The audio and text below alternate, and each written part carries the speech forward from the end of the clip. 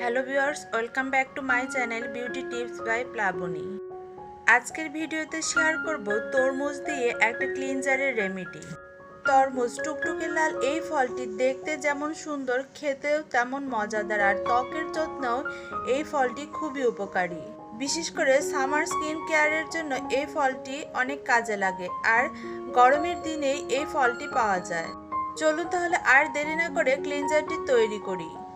Cleanser তৈরির জন্য আমি প্রথমে নিয়েছি এক টুকরো তরমুজ, আর তরমুজটাকে এভাবে গ্রেট করে রসটাকে বের করে নেব। গ্রেট করা হয়ে গিয়েছে, এবার এটাকে ছাঁকনির সাহায্যে ছেঁকে নিতে হবে। আমি একটু পরিষ্কার কাচের বাটি নিয়েছি, এর মধ্যে একটা ছাঁকনি বসিয়ে রসটাকে ঢেলে দিলাম। চামচের সাহায্যে এভাবে চাপ দিয়ে রসটাকে আলাদা করে নিলাম।